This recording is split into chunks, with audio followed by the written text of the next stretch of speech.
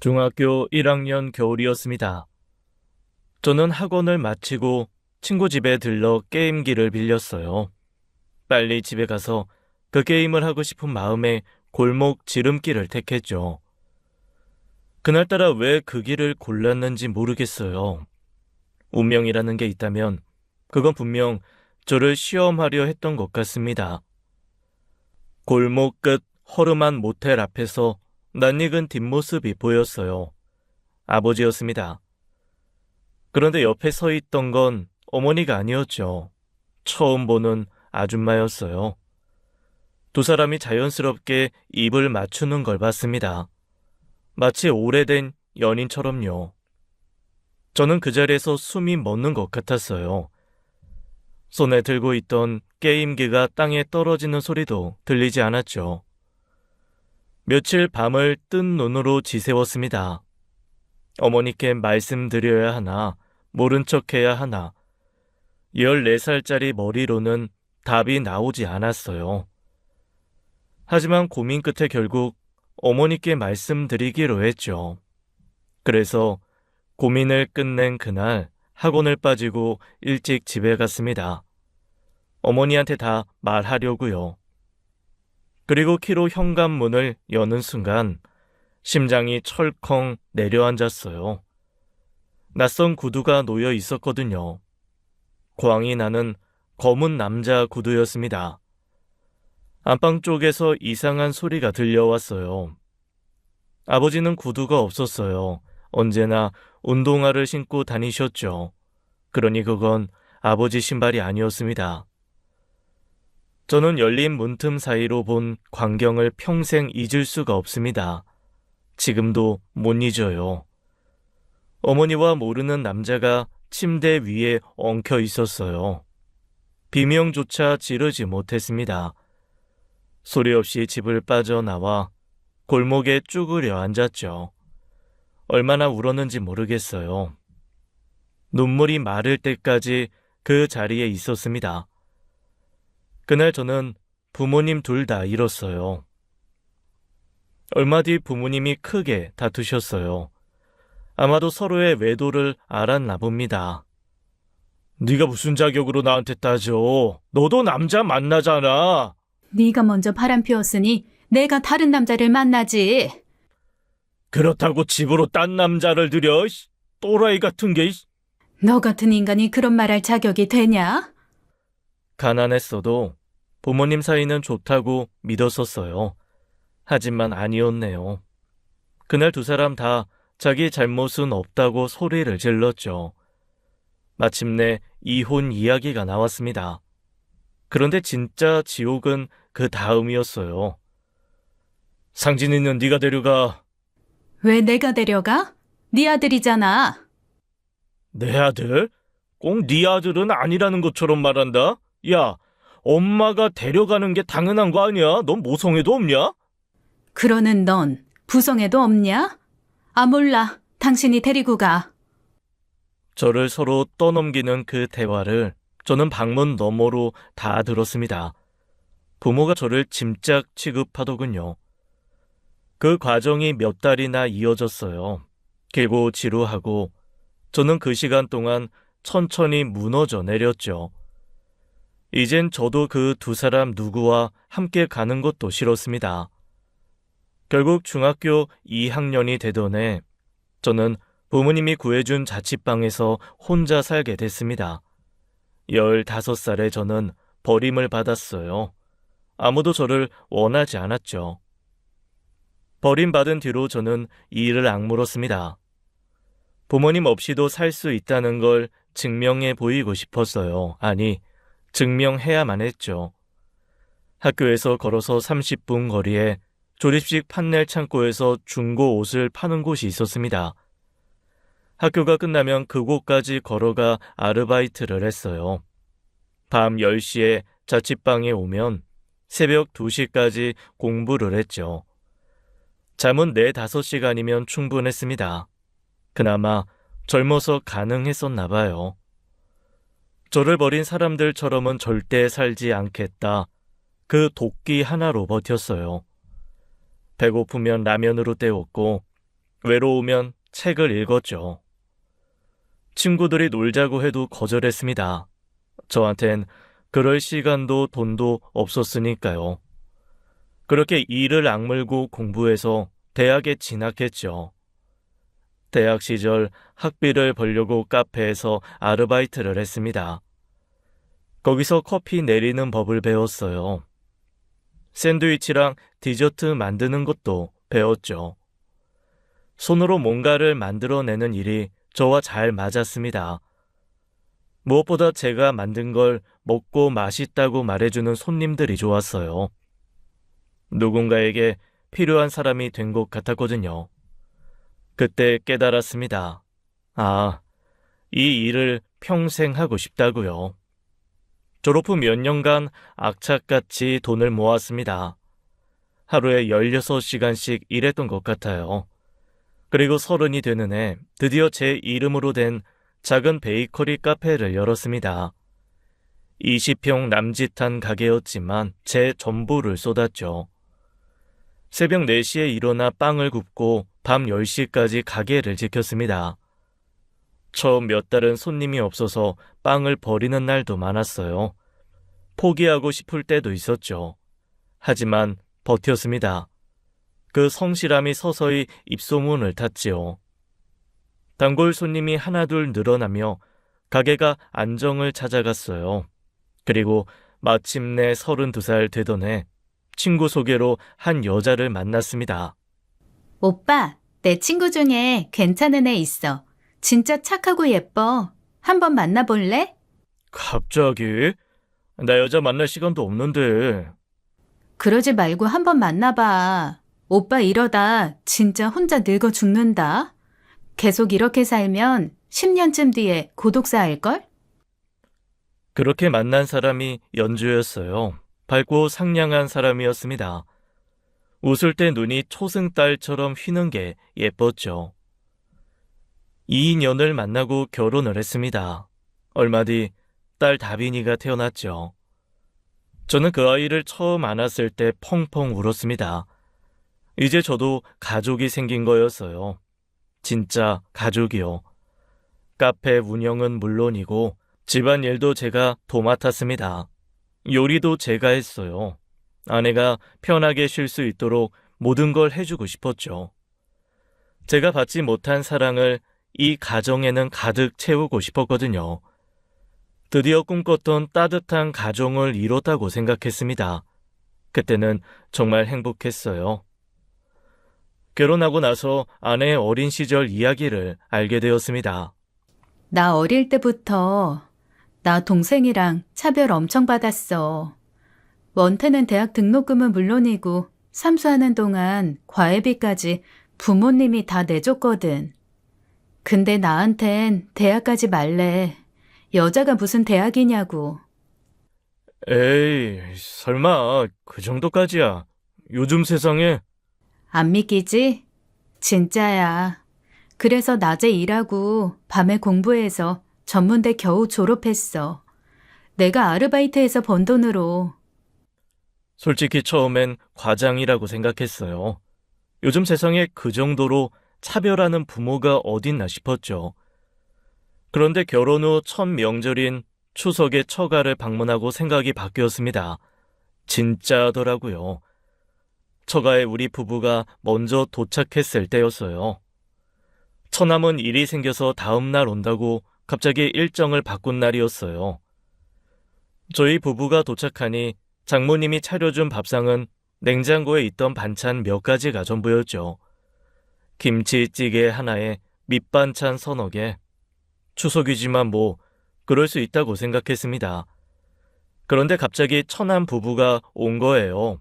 일을 해결했다면서요. 처남 부부가 도착하자마자 처가 분위기가 달라졌어요. 장모님이 부엌 베란다로 가시더니 한우를 꺼내 오셨습니다. 불판이랑요. 그리고 냉장고에서 새로운 반찬들도 줄지어 나오기 시작했죠. 우리 원태 왔어? 아유, 얼마나 고생이 많아. 어서 앉아. 엄마가 고기 구워줄게. 같은 자식인데 이렇게 대놓고 다르게 대할 수 있나 싶었습니다. 제 눈으로 볼 때는 좀 치사해 보일 정도로요. 한우를 베란다에 숨겨 두셨다는 게 참 충격이더군요. 심지어 집에 돌아갈 때도 장모님은 처남에게만 몰래 한우 세트와 용돈 봉투를 건네는 걸 봤어요. 저는 못 본 척 했지만 속이 쓰렸죠. 아내 말이 과장이 아니었구나 그제야 알았습니다. 처음 본 저도 이렇게 속상한데 평생 이걸 겪은 아내는 얼마나 속이 상했겠습니까? 세월이 흘러도 그 차별은 변하지 않았어요. 오히려 손녀들에게까지 이어졌죠. 장인 장모는 제 딸 다빈이에게 유독 냉정했습니다. 작은 실수에도 크게 혼을 내곤 했어요. 다빈아, 왜 이렇게 산만해? 여자애가 얌전해야지. 가만 앉아서 밥 먹으라고 했지? 반면 처남네 딸들에게는 완전히 다른 사람이 되었죠. 웃으며 용돈을 쥐어주고 예쁜 옷이랑 장난감을 사다 주곤 했습니다. 우리 이쁜이들 왔어? 우리 이쁜이들은 원태를 아주 쏙 빼다 박았네. 어쩜 이렇게 예쁘게 생겼을까? 참다 제가 한마디 했습니다. 어머님, 같은 손녀인데 왜 이렇게 다르게 대하세요? 다빈이도 똑같이 어머님 외손녀잖아요. 뭐? 아, 내가 언제 차별했어? 자네 별소리를 다 하네. 내가 얼마나 다빈이를 예뻐하는데. 이 사람이 뭔 소리를 하는 거야? 우리가 언제 그랬어? 자네 눈엔 우리가 그런 사람으로 보였나? 큰일 날 사람이네. 두 분 다 발끈하며 오히려 저한테 화를 내더군요. 사위는 백년 손님이라고요. 저희 집이랑은 전혀 상관없습니다. 바로 헛소리 할 거면 오지 말라고 하시더군요. 그런데 웃긴 건 처남댁한테는 절절맸다는 거예요. 보라야, 힘들지? 애들 둘 키우느라 고생이 많아. 이거 용돈이야. 맛있는 거 사 먹어. 정작 제사나 명절 때 음식 준비는 전부 아내 몫이었습니다. 집안에 무슨 일만 생기면 언제나 아내를 먼저 찾았죠. 부려먹을 땐 딸, 챙겨줄 땐 남의 자식.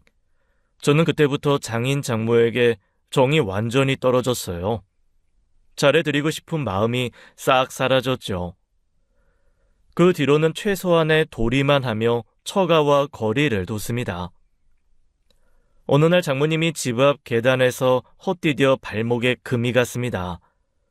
병원에서 깁스를 하고 며칠 입원한 뒤 퇴원하셨지만 6주간 깁스를 하고 지내야 했어요. 깁스를 푼 후에도 2달 정도 재활이 필요해서 혼자 움직이기 힘든 상태가 이어졌죠. 그 기간 동안 장모님의 요청으로 모든 일을 아내가 전부 도맡았습니다. 연주야, 엄마 병원 좀 데려다 줘라. 보라는 애들 봐야 해서 바쁜가 보다. 병원 데려다 드리기, 장보기, 집안일, 재활병원 스케줄 챙기기. 3달 내내 아내가 뛰어다녔어요.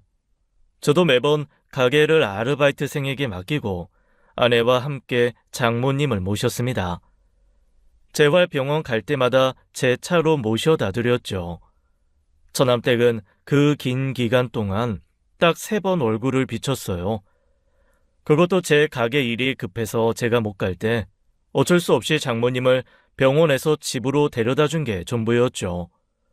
나머지는 전부 아내와 제 몫이었습니다.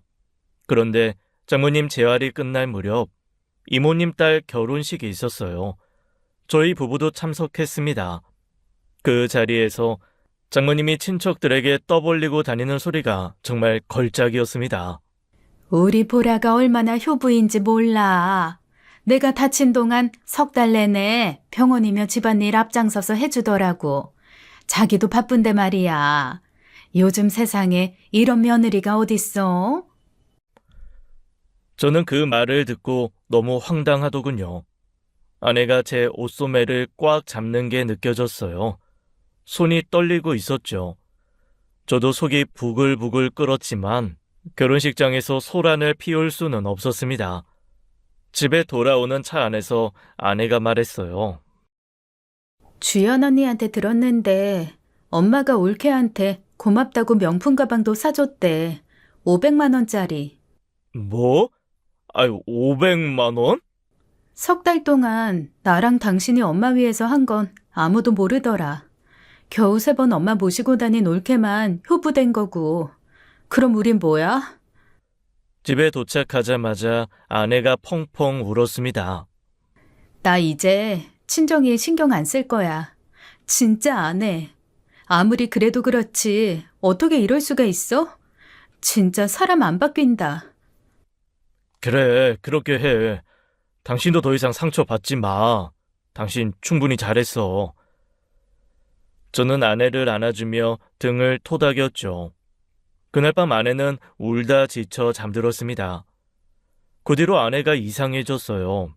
며칠간 집에서 멍하니 천장만 바라보는 날이 이어졌죠. 밤에는 울다가 잠들고 낮에는 거의 말을 안 했습니다. 밥도 제대로 안 먹었어요. 다빈이가 말을 걸어도 건성으로 대답하곤 했죠. 저는 아내가 점점 걱정됐어요. 그러다 어느 날 아내가 먼저 말을 꺼냈습니다. 나 필라테스 동호회 가입했어. 필라테스 동호회? 아이, 갑자기? 집에만 있으니까 답답해서 운동 좀 하려고. 아내는 결혼 전부터 오랫동안 필라테스를 다녔었어요. 그래서 저는 자연스럽게 받아들였죠. 그런데 필라테스는 기구가 필요하잖아. 동호회에서 그걸 어떻게 해? 회장님이 예전에 학원 운영했다가 문 닫았대. 그래서 그 장소 공짜로 쓰게 해준대. 아, 그렇구나. 필라테스는 여자들 운동이라 저는 큰 신경을 쓰지 않았습니다. 오히려 아내가 밖에 나가서 사람들을 만나는 게 좋아 보였어요. 우울해하던 모습이 걱정이었거든요. 동호회 활동을 시작한 뒤로 아내가 눈에 띄게 달라졌습니다. 표정이 밝아지고 웃음을 되찾았어요. 저는 드디어 아내가 우울증을 극복했구나 싶어 한시름 놓았죠. 그리고 2달쯤 됐을 때였습니다.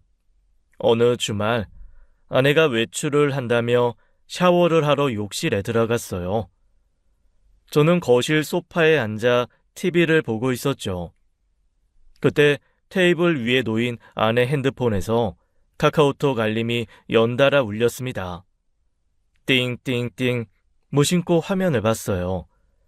필라테스 동호회 단체 카톡방에 사진이 여러 장 올라오고 있었죠. 보니까 며칠 전 모임 후 뒤풀이로 호프집에서 찍은 단체 사진이었습니다. 저는 별 생각 없이 사진을 봤다가 눈이 휘둥그레졌어요. 사진 속의 여자는 딱 2명뿐이었거든요. 아내와 50대로 보이는 여자 1명, 나머지 12명이 전부 남자였습니다. 그것도 절반 이상이 30대에서 40대 초반으로 보이는 젊은 남자들이었어요. 순간 머릿속이 복잡해졌습니다. 필라테스가 여자들 운동 아니었나? 왜 남자가 이렇게 많지? 불안한 감정이 슬금슬금 밀려왔어요. 아무리 생각해도 이상했죠. 아내가 샤워를 마치고 나왔습니다. 여보, 카톡에 사진 올라왔던데 필라테스 동호회인데 웬 남자가 이렇게 많아? 아, 그거? 요즘 필라테스 남자들 사이에서도 인기야. 허리 아픈 남자들이 재활 목적으로 많이 해. 그래도 당신이랑 이 아줌마 빼고는 다 남자잖아. 좀 이상하지 않아? 뭐가 이상해. 운동하는 건데 뭘. 아내는 별것 아니라는 듯 대수롭지 않게 넘겼어요. 하지만 저는 찜찜한 마음이 가시지 않았습니다. 솔직히 나 좀 불편하다. 남자가 이렇게 많은 동호회에서 필라테스를 왜 해?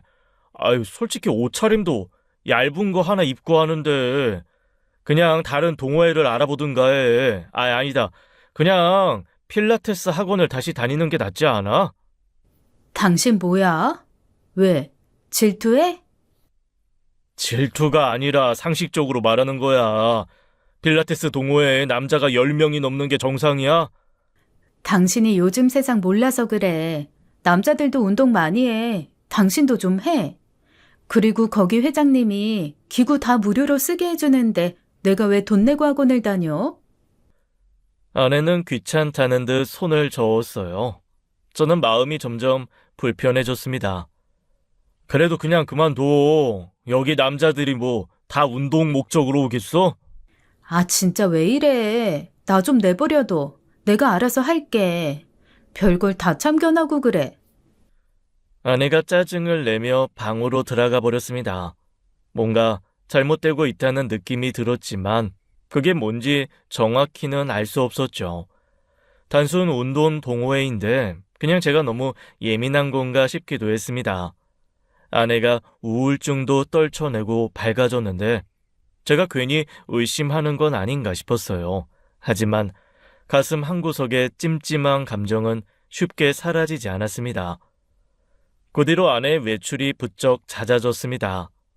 주말뿐 아니라 평일 저녁에도 동호회 모임이 있다며 나가는 날이 늘어났어요.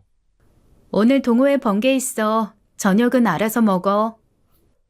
일주일에 서너 번은 그렇게 나갔죠. 저는 혼자 다빈이 밥을 챙기고 재우는 날이 많아졌습니다. 덕분에 아내와 자잘한 마찰이 생기기 시작했어요. 그러던 어느 날 카드 결제 일에 통장에서 돈이 빠져나갔습니다. 그런데 금액이 평소보다 훨씬 많았어요. 아내 생활비 카드는 제 명의로 되어 있었거든요. 이상하다 싶어서 카드사 웹에 들어가 내역을 확인했죠. 호프집, 고깃집, 노래방, 결제 내역이 10건이 넘게 찍혀 있었습니다. 금액도 한 번에 10만 원에서 20만 원씩, 합치니까 한 달에 200만 원이 훌쩍 넘더군요. 저는 깜짝 놀라 아내에게 물었습니다. 여보, 이번 달 카드값이 왜 이렇게 많이 나왔어? 호프집, 고깃집, 노래방, 이게 다 뭐야? 아, 그거? 동호회 회장님이 워낙 열정적이셔서 운동 끝나고 회식을 자주 해. 번개 모임도 많고. 그래도 한 달에 200만 원이 넘잖아. 이건 좀 너무한 거 아니야? 당신이 이걸 왜 다 결제해? 회원들끼리 친해지려면 어쩔 수 없어. 그리고 나만 사는 거 아니야. 돌아가면서 내는 거야. 이번 달은 내 차례가 좀 많았던 것 뿐이야. 돌아가면서 내는데 왜 당신 결제만 10번이 넘어? 그리고 운동 동호회에서 왜 맨날 술을 먹어? 운동하고 나면 배고프잖아. 밥 먹다 보면 술도 한잔 하게 되는 거지. 아, 진짜. 이러려고 당신 카드 쓰게 하는 거지? 감시하려고. 내 말은 그게 아니라 적당히를 넘으니까 하는 말이지. 우리 형편에. 그 말이 끝나기도 전에 아내가 버럭 화를 냈습니다. 내가 언제 돈 펑펑 쓴 적 있어? 결혼하고 나서 내가 뭐 사달라고 한 적 있냐고. 난 그 은한 명품 가방 하나 없는 여자야. 그리고 그동안 집에만 처박혀서 얼마나 우울했는지 당신이 알아? 그건 아는데. 이제 좀 활기차게 외부 활동 좀 하니까 내가 눈에 거슬려? 내가 밖에 나가서 사람 만나는 게 그렇게 싫어? 그런 게 아니라 돈 얘기를 하는 거잖아. 돈? 당신 가게 잘 되잖아. 취미생활에 이 정도 돈도 못 써? 나도 좀 숨 좀 쉬면서 살자. 아, 진짜 숨 막혀. 아내가 방으로 들어가며 문을 쾅 닫았습니다. 저는 할 말을 잃었어요. 아내 말도 틀린 건 아니었거든요. 결혼 후 아내가 자기를 위해 돈을 쓴 적은 거의 없긴 했습니다. 모두 제 옷, 아이 옷, 이런 것만 사던 여자였어요. 제가 너무 옹졸하게 군 건가 싶기도 했죠. 하지만 마음 한구석에 불안감이 점점 커져갔습니다. 운동 동호회인데 왜 이렇게 술자리가 많은 건지 불안했습니다. 무엇보다 회원들이 대부분 남자였잖아요. 그래서 아내를 잘 다독여서 동호회를 옮기게 하려고 마음먹었죠. 그런데 그 다음 날이었습니다. 저는 카페에서 빵을 굽고 있었어요. 그때 핸드폰이 울렸죠. 아내였습니다. 여보, 나 지금 병원이야. 병원? 아니, 무슨 일이야? 나 사고 났어. 다빈이 유치원 끝나는 시간인데 내가 못 가. 당신이 좀 데리러 가. 뭐, 사고? 아니, 어디 다쳤어? 많이 다쳤어? 지금 어느 병원이야? 땡땡병원 응급실. 자세한 건 나중에 얘기하고 다빈이 먼저 데리러 가. 전화가 끊겼습니다. 급하게 아르바이트생을 불렀습니다. 미안한데 가게 좀 맡아줘. 집에 급한 일이 생겼어. 오븐에 있던 빵도 신경 쓸 겨를이 없었어요. 저는 앞치마를 벗어 던지고 차에 올라탔습니다.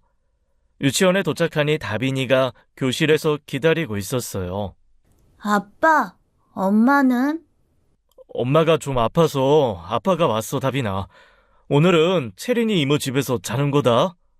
왜? 엄마 많이 아파? 조금 다쳤어. 아빠가 빨리 가봐야 해서 그래. 근처에 사는 사촌 여동생 채린이한테 급하게 연락을 했습니다. 채린아, 미안한데 다빈이 좀 봐줄 수 있어? 연주가 사고 났대. 뭐? 언니가? 언니 괜찮아?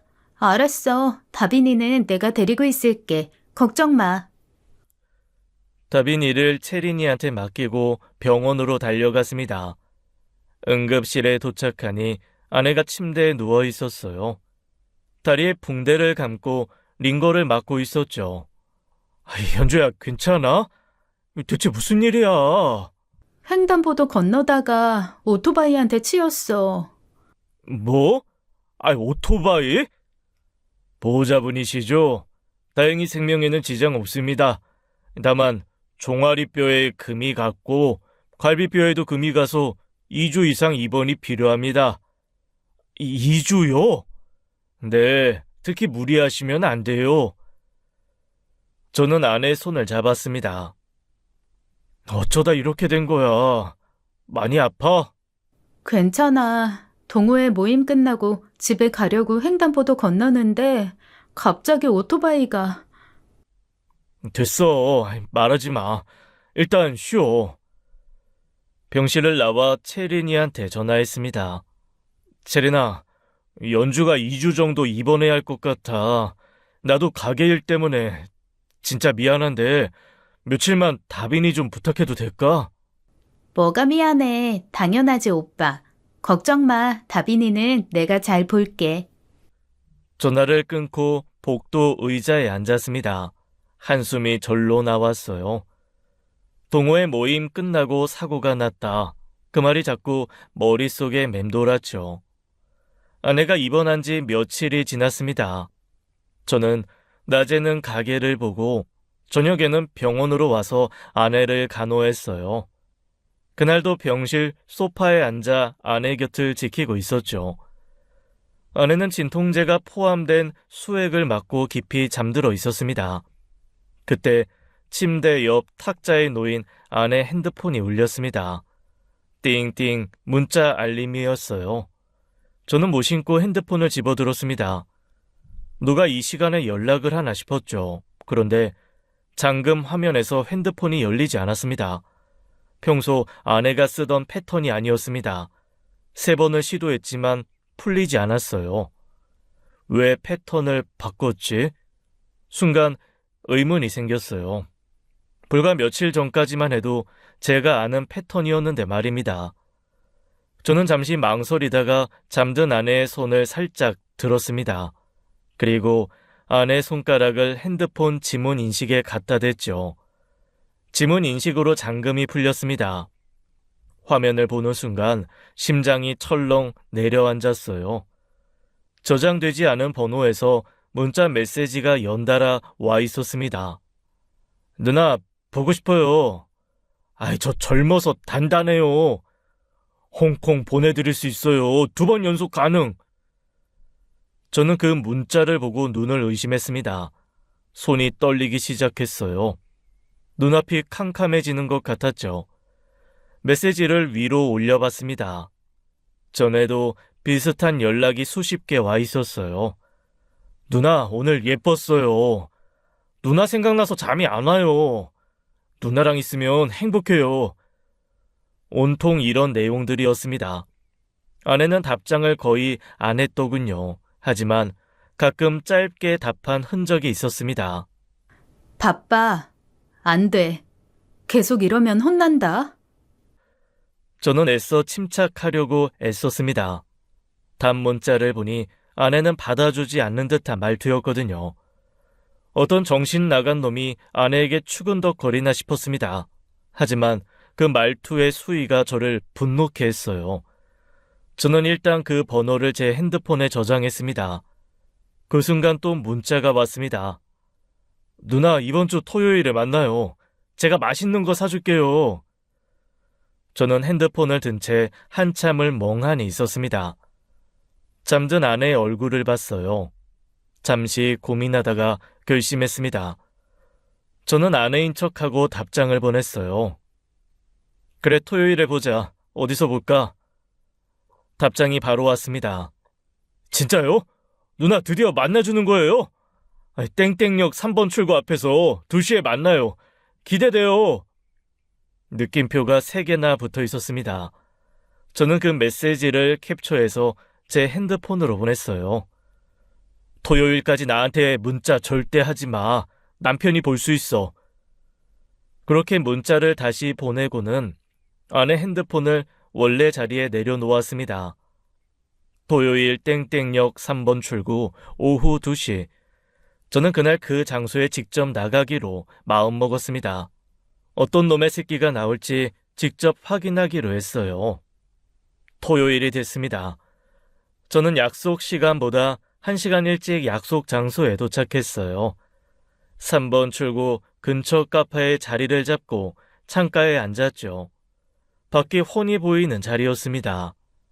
커피를 시켜놓고 기다렸어요. 대체 어떤 놈이 남의 마누라한테 그런 문자를 보낸 걸까?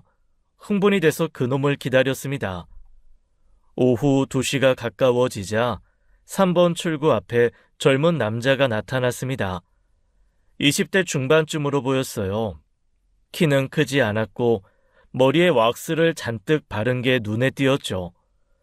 남자는 핸드폰을 보며 두리번거리고 있었습니다. 누군가를 찾는 눈치였어요. 저는 저장해둔 그놈 번호로 전화를 걸었습니다. 신호가 가자 남자가 주머니에서 핸드폰을 꺼냈어요. 화면을 보더니 전화를 받았죠. 저놈이 맞았습니다. 저는 전화를 끊고 카페를 나섰어요. 남자에게 다가갔습니다. 남자가 고개를 가우뚱하며 저를 봤어요. 추연주 기다리는 거 맞지? 네? 누구세요? 나 추연주 남편. 남자의 얼굴이 순식간에 하얗게 질렸습니다. 눈이 휘둥그레지더니 뒤로 물러섰어요. 저는 그놈 멱살을 움켜잡았습니다. 그리고 근처 골목으로 끌고 들어갔어요. 남자가 발버둥을 쳤죠. 아저씨, 저 잘못 없어요. 진짜예요. 저는 분노가 치밀어 올랐습니다. 그놈 뺨을 세게 후려쳤어요. 퍽 하는 소리와 함께 남자가 바닥에 나뒹굴었죠. 잘못이 없어? 남의 마누라한테 젊어서 단단하다, 홍콩 보내주겠다 이런 개소리 하는 게 잘못이 없는 거야? 아저씨 때리지 마세요. 저 몰랐어요. 저는 다시 멱살을 잡아 그놈을 일으켰습니다. 미친놈이 어디서 몰랐다는 개소리를 해? 어디 감히 유부녀한테 그따위 소리를 해? 어? 유부녀한테 작업질 하려면 그 남편한테 걸려서 맞아 돼질 각오도 된 거 아니었어? 어? 너 몇 살이야? 26이요. 26? 미친 새끼 아니야 이거. 남자가 울먹이기 시작했습니다. 저 진짜 몰랐어요. 그냥 형들이. 형들? 네, 형들이, 동호회 형들이 그랬어요. 뭐? 동호회? 형들이 저 누나 쉽다고, 조금 잘해주면 꼬셔서 잠자리 할 수 있다고, 자기들도 다 했다고, 나도 한번 해보라고. 그래서 전 그냥. 그게 뭔 개소리야? 똑바로 말 못해? 진짜예요, 아저씨. 저만 그런 게 아니에요. 형들이 먼저 했어요. 한동안 아무 말도 할 수가 없었습니다. 방금 전까지도 저는 상상도 못한 일들이었어요. 개소리 하지 마. 증거를 대. 증거 없으면 넌 오늘 괘씸죄까지 더해서 죽는 거야. 그놈은 증거를 못 내놓고 우물쭈물했습니다. 저는 주먹을 들어 올렸어요. 아저씨 잠깐만요. 증거 있어요. 진짜 있다고요. 그럼 빨리 내놔. 동호회 단톡방 말고 이 형들끼리만 따로 판 단톡방 있어요. 거기 들어와 보세요. 제가 누나 얘기 슬쩍 꺼낼 테니까 형들 반응 보시면 돼요. 저는 잠시 생각했습니다. 이놈 말이 사실인지 직접 확인해야겠다 싶었어요. 좋아, 해봐. 대신 나 속이려고 하는 행동이면 그냥 오늘 같이 죽는 거야. 알겠냐? 남자가 후들거리는 손으로 핸드폰을 꺼냈습니다. 단톡방에 저를 초대하더군요. 형들, 나 아는 형님이야. 같이 운동하실 분. 이 형도 우리 동호회 가입하고 싶다고 하셔서. 저는 초대를 수락하고 들어갔습니다. 들어가자마자 메시지가 올라왔어요. 여자가 들어와야 하는데 왜 또 남자냐? 남자는 이제 그만 받자. 여자 데려와라, 여자. 인정, 캐캐캐. 아무튼 반가워요. 어서 와요. 남자는 회비 있으니까 참고하시고. 저는 프로필 사진을 풍경 사진으로 바꾸고 이름도 평범하게 바꿨습니다. 그리고 아무 말 없이 대화만 지켜봤어요.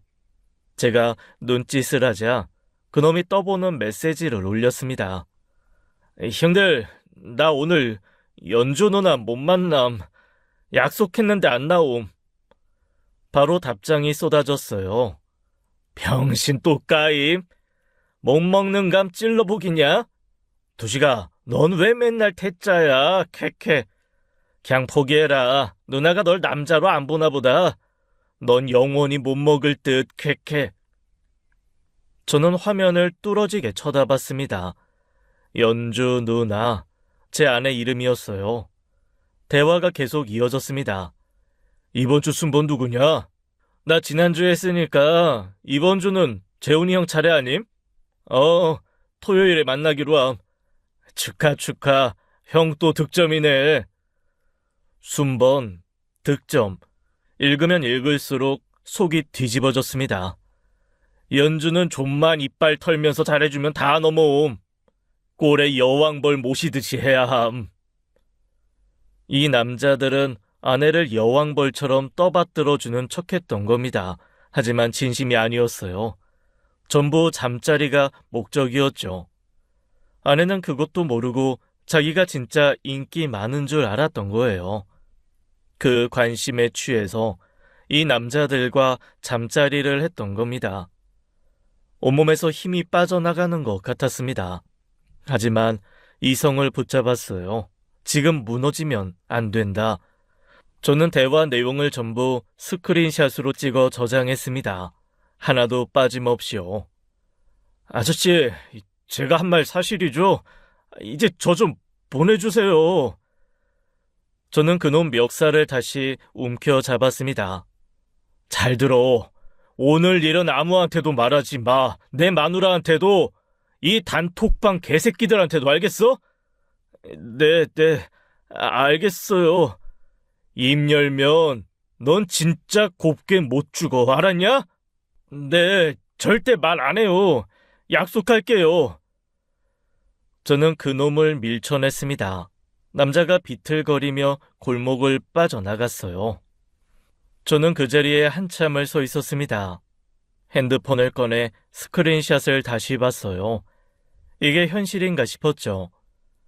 집으로 돌아오는 길이 그렇게 멀게 느껴진 적은 처음이었습니다. 다리에 힘이 풀려서 몇 번이나 멈춰섰어요. 머릿속에서 단톡방 대화가 계속 맴돌았죠. 순번 누구냐?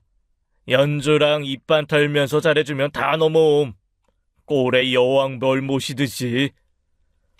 그 말들이 귀에서 떠나지 않았습니다. 집에 돌아와서도 눈물을 참으려 했어요. 하지만 눈물이 멈추지 않았죠. 내가 이 가정을 위해 얼마나 노력했는데 새벽에 일어나 빵 굽고 밤 늦게까지 가게 지키고 아내가 편하게 쉴 수 있도록 집안일도 다 했는데 왜 이렇게 된 건지 어쩌다 이렇게 된 건지 절망감이 밀려왔습니다. 부모님처럼 살지 않겠다고 평생을 다짐하며 살아왔어요. 그런데 결국 저도 똑같이 배신당한 거였죠. 중학생 때 부모님한테 받은 상처가 떠올랐습니다. 그때 그 참담함이 고스란히 되살아났어요. 하지만 무너져 있을 수만은 없었습니다. 밤새 생각했습니다. 단톡방 스크린샷만으로는 부족했어요. 거기엔 연주 누나라고만 적혀있지 그게 아내라는 게 명확히 특정되진 않았거든요. 그놈들이 아내와 동명이인이라고 발뺌하면 할 말이 없어지는 거였어요. 또한 아내도 자긴 모르는 일이다라고 나오면 증거로 쓰긴 어려웠죠. 확실한 증거를 모아야 했습니다. 아내가 빠져나갈 구멍을 완전히 막아버리기로 했어요. 그리고 그 남자들도 제대로 조져야겠다고 마음먹었죠. 한 놈도 빠짐없이요.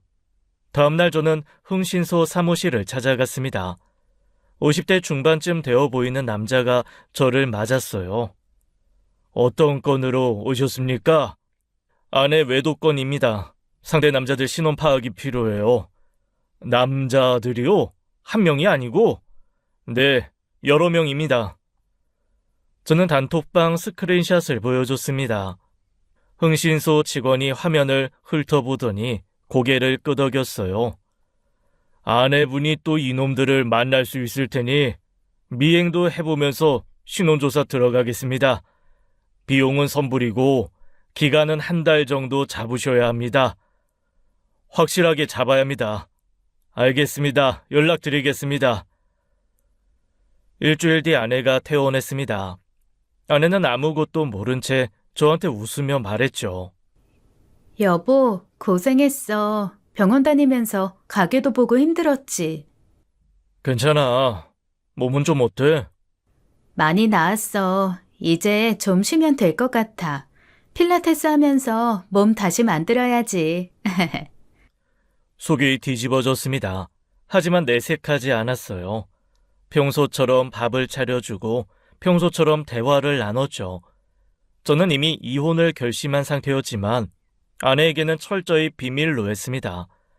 증거가 완벽하게 모일 때까지 기다려야 했으니까요. 한 달이 지났습니다. 흥신소에서 연락이 왔어요. 조사 끝났습니다. 사무실로 오시죠. 저는 가게 문을 일찍 닫고 흥신소로 갔습니다. 직원이 두꺼운 서류 봉투를 건네줬어요. 부인분이 실제로 관계를 가진 남자는 총 6명으로 확인됐습니다. 6명이요? 네, 그중 3명은 유부남이고 2명은 여자친구가 있는 상태입니다. 나머지 1명은 이혼남이에요. 저는 봉투를 열어 보고서를 꺼냈습니다. 남자들의 이름, 나이, 직업, 주소, 가족 관계까지 상세하게 적혀 있었어요. 사진도 첨부되어 있었죠. 유부남 3명, 김재훈, 엄기섭, 복길만, 여자친구가 있는 놈 2명, 노경태, 방준서, 이혼남 1명, 박동혁. 저는 보고서를 들고 있는 손이 떨렸습니다. 하지만 동시에 마음이 단단해졌어요. 이제 준비가 끝났다고 생각했죠. 한 놈도 빠짐없이 다 끝장을 볼 거였습니다. 다빈이를 다시 체린이네 집에 맡기고 집으로 돌아왔습니다. 아내와 단둘이 거실에 마주 앉았어요. 저는 테이블 위에 흥신소 보고서를 내려놓았습니다. 나 다 알고 있어. 뭐야, 이게? 갑자기 무슨 소리야? 동호회 남자들이랑 한지 전부 다 알아. 아내의 얼굴이 굳어졌습니다. 하지만 금방 표정을 바꾸더군요. 이게 뭔데? 누가 이런 거 만든 거야? 나 모함하려고? 발뺌하지 마. 흥신소에서 한 달 동안 당신 미행했어. 증거 다 있어. 흥신소? 당신 미쳤어? 날 뒷조사를 해? 미친 게 누군데? 김재훈, 엄기섭, 복길만, 노경태, 박준서, 박동혁 이놈들 다 누구야? 아내가 말문이 막혔습니다. 서류에 적힌 이름들을 보더니 얼굴이 창백해졌어요. 한참을 침묵을 하던 아내가 결국 입을 열었죠. 그래, 만났어. 그래, 만났어? 그게 할 말이 다야? 외로워서 그랬어. 당신이 나한테 관심이 있었어? 맨날 가게. 나는 집에서 혼자 썩어가고 있었는데. 저는 어이가 없었습니다. 지금 저한테 책임을 돌리는 건가? 내가 관심이 없었다고? 내가 이 가정을 위해서 얼마나 노력했는데 새벽부터 밤까지 일하고 집안일도 다 하고 당신 편하라고 다 해줬잖아. 그게 관심이야? 난 대화가 필요했다고. 당신은 내 마음 하나도 몰랐어. 그래서 정체도 모를 놈들 6명이랑 잤냐? 그게 당신이 필요한 관심이었어? 그건 됐고, 질척이면서 길게 말하면 뭐하냐? 이혼하자. 저는 단호하게 말했습니다. 그런데 아내의 반응이 예상과 달랐어요. 그래, 이혼하자. 뻔뻔하게 웃더군요. 나 같은 여자 놓치면 당신만 후회할 거야. 난 어디 가도 인기 많거든. 그 남자들이 왜 나한테 줄을 섰는지 알아? 내가 매력 있으니까 그런 거야. 미친 거니? 뭐? 사실이잖아. 당신은 나한테 관심도 없었으면서 이제 와서 뭘 따져? 그래, 다빈이는 내가 키운다. 그래, 당신이 키워. 당신이 키우면 되지. 일말의 망설임도 없었습니다. 친딸인데 저렇게 쉽게 포기할 수 있나 싶었어요. 난 내 인생 살 거야. 근데 재산 분할은 확실하게 받아갈 거니까 그건 알아둬. 아내가 자리에서 일어나 방으로 들어갔습니다. 캐리어를 꺼내 짐을 싸기 시작하더군요. 옷가지랑 화장품을 대충 쑤셔 넣었어요. 아내는 캐리어를 끌고 현관으로 향했습니다. 신발을 신으며 한 번도 뒤돌아보지 않았어요. 문이 닫히는 발소리가 멀어졌죠. 저는 한참을 그 자리에 서 있었습니다. 이 사람이 진짜 내가 사랑했던 그 사람이 맞나? 10년을 함께 했는데, 딸도 있는데, 저렇게 쉽게 버리고 갈 수 있는 건가? 허탈함만 밀려왔어요. 다음날 저는 이혼 전문 변호사를 찾아갔습니다. 상담실에 앉아 흥신소 보고서와 단톡방 스크린샷을 테이블 위에 펼쳤죠. 상간남이 6명이요? 네, 이혼 소송이랑 위자료 청구하려고요. 그리고 이놈들 6명한테도 전부 상간 소송 걸고 싶습니다. 증거는 확실하네요. 단톡방 내용을 보니 이 남자들 전부 부인분이 유부녀인 걸 알고 있었군요. 네, 그러니까 한 놈도 빠짐없이 다 걸어주세요. 네, 알겠습니다. 진행하죠. 소송 준비를 마친 뒤 저는 다른 계획을 실행에 옮겼습니다. 유부남 3놈의 아내들을 직접 찾아가기로 한 거였어요. 첫 번째는 김재훈이라는 놈의 아내였습니다. 저는 그 여자에게 연락을 해서 만나자고 했어요. 카페에서 마주 앉아 증거사진과 흥신소 보고서를 건넸죠. 당신 남편이 제 아내랑 바람을 폈습니다. 증거 다 있고요. 제가 증거 드릴 테니까 소송하실 거면 쓰세요. 그 여자는 서류를 보더니 얼굴이 새하얗게 질렸습니다. 이게 진짜예요?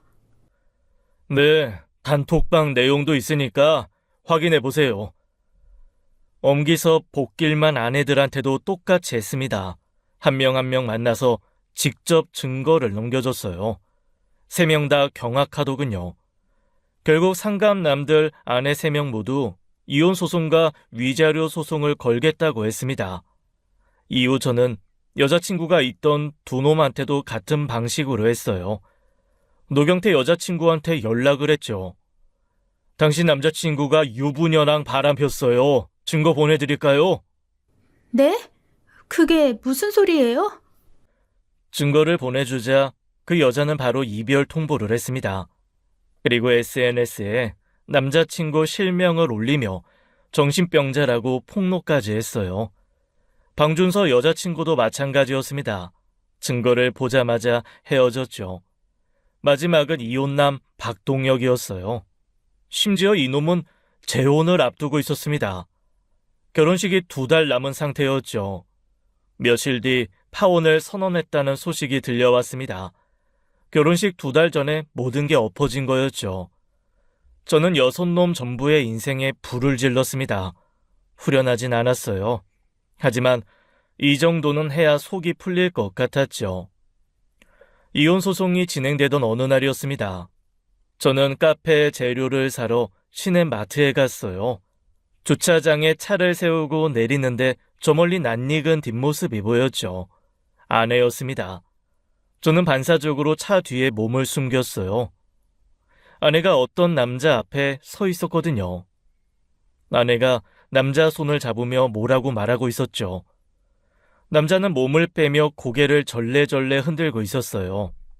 저는 숨을 죽이고 지켜봤습니다. 아내가 남자 팔을 붙잡았어요. 애원하듯 매달리는 모습이었죠. 그때 남자가 큰 소리로 외쳤습니다. 아줌마 그만하라고! 나 당신 때문에 애들 엄마한테 이혼당했어! 그러니까 나랑 살면 되잖아. 우리 잘 맞았잖아. 그때 나한테 뭐라고 했어? 나같이 뜨거운 여자 처음이라고 했잖아. 미쳤어?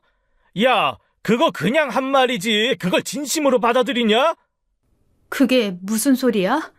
넌 나한테 진심이었잖아. 저기요, 그냥 한두 번 논 거지 뭘 진지하게 생각한 적 없어. 아줌마가 혼자 착각한 거야. 아이 씨발, 같이 즐겼으면 조심 좀 하지 왜 걸려서 이 지랄을 만들어? 뭐? 그럼 그때 나한테 왜 그렇게 잘해줬는데? 잘해줘라 너랑 자지. 그걸 진심으로 한 거야? 미친 재수없게? 야, 재수없으니까 그만 좀 찾아와. 나도 너 때문에 다 잃었어. 남자가 아내를 밀쳐냈습니다. 아내가 휘청거리며 뒤로 물러섰어요. 나 같은 여자가 어딨는데? 너도 후회할 거야. 후회 안 하니까. 아이 제발 내 인생에서 꺼져줘요 아줌마. 남자는 그 말을 남기고 차에 올라탔어요. 엔진 소리가 울리더니 주차장을 빠져나갔죠. 아내는 그 자리에 서서 한참을 멍하니 있었습니다. 어깨가 들썩이는 게 보였어요. 울고 있는 것 같았죠. 잠시 뒤 아내가 핸드폰을 꺼내 어딘가에 전화를 걸기 시작했습니다. 아마 다른 남자한테 전화하는 것 같았어요. 저는 차 뒤에 숨은 채로 그 모습을 지켜봤습니다. 씁쓸함과 허탈함이 동시에 밀려왔어요. 저 사람이 내가 평생을 바쳐 사랑했던 사람이 맞나? 새벽부터 밤까지 일하며 가정을 지키려 했던 나는 뭐였나 싶었습니다. 아내는 여전히 자기가 인기 많은 줄 알고 있었습니다. 남자들이 진심으로 자기를 좋아한다고 믿고 있었죠. 하지만 현실은 달랐어요. 그 남자들한테 아내는 그저 쉬운 여자였을 뿐이었습니다. 저는 한참을 그 자리에 서 있다가 마트에 들어가지 않고 그냥 돌아왔습니다. 그날은 아무것도 할 기분이 아니었죠. 그리고 며칠 뒤 저녁이었습니다. 저는 카페 마감을 하고 있었어요. 테이블을 닫고 있는데 문이 열리는 소리가 났죠. 여보, 아내였습니다. 예전과 완전히 다른 모습이었어요. 화장기 없는 얼굴에 푹 꺼진 눈, 며칠 못 잔 것 같았죠. 머리도 헝클어져 있었습니다. 저는 걸레를 내려놓고 아내를 바라봤어요. 아내가 제 앞에 무릎을 꿇었습니다. 잘못했어. 용서해줘, 여보. 내가 미쳤었어. 정신이 나갔었어. 제발 한 번만 기회를 줘. 아내가 눈물을 흘리기 시작했습니다. 다빈이한테도 엄마가 필요하잖아. 그치? 내가 다시 잘할게. 진짜 잘할게. 그 남자들한테 속은 거야. 내가 바보였어. 걔들이 날 진심으로 좋아하는 줄 알았어. 근데 아니었어. 나 당신밖에 없다는 걸 이제야 알았어. 진짜야. 당신이 얼마나 소중한지 이제야 알겠어. 아내가 제 손을 잡으려고 했습니다. 저는 손을 뿌리치며 한 발 뒤로 물러섰어요. 나 어릴 때 부모님한테 버림받은 거 알지? 그때부터 평생 제대로 된 가정 하나 만들어 보겠다고 살았어. 그게 내 꿈이었거든, 따뜻한 가정. 여보, 근데 당신이 그 꿈을 박살냈어. 미안해. 정말 미안해. 그 남자들이 당신을 어떻게 생각했는지 알아? 뭐? 순번 정해서 돌아가며 잤어. 이번 주는 누구 차례냐? 지난주에 했으니까 이번 주는 네가 해라. 그렇게 돌려가며 당신이랑 잔 거야. 그게 무슨 소리야? 호구 남편 돈으로 술 먹는다고 비웃었어. 조금만 잘해주면 다 넘어온다고. 여왕벌 모시듯이 하면 된다고. 그게 그 남자들 생각이었다고. 당신을 진심으로 좋아한 게 아니라 쉬운 여자라서 논 거야. 당신만 몰랐겠지. 아내가 바닥에 주저앉았습니다. 울음이 터져 나왔어요. 몰랐어. 난 정말 몰랐어. 더 이상 할 말 없어. 나가. 여보, 제발. 한 번만 봐줘. 제발. 아내가 제 다리를 붙잡았습니다. 울부짖으며 매달렸어요. 내가 잘못했어. 다 잘못했어. 제발 한 번만. 저는 아내를 뿌리쳤습니다. 그리고 카페 문을 열었어요. 나가! 아내는 한참을 바닥에 엎드려 울었습니다. 저는 문을 잡은 채 서 있었죠. 몇 분이 지났을까 아내가 비틀거리며 일어났습니다. 문을 나서며 한번 뒤를 돌아봤어요. 저는 아무 말도 하지 않았습니다. 아내가 나가고 문이 닫혔어요. 저는 닫힌 문을 바라보며 길게 숨을 내쉬었습니다. 끝났다고 생각했죠. 이제 정말 끝난 거라고요. 이혼이 확정되고 1년이 흘렀습니다. 저는 다빈이와 둘이 살고 있어요. 카페도 잘 되고 다빈이도 건강하게 잘 자라고 있죠. 어느 날 오랜만에 연락이 왔습니다.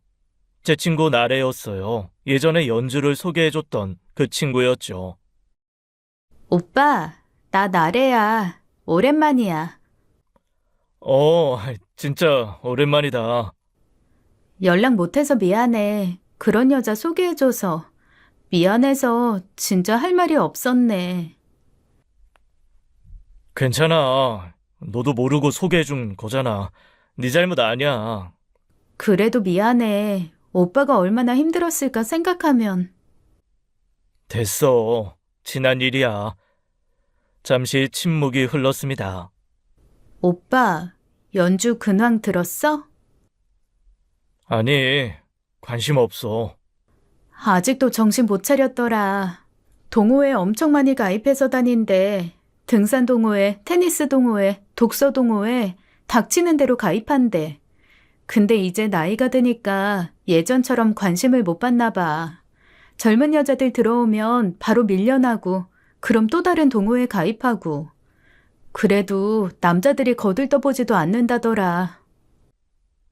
인생 참, 왜 그렇게 사니?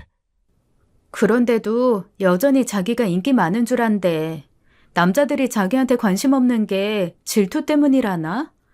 진짜 한심해서 말이 안 나와. 그렇구나.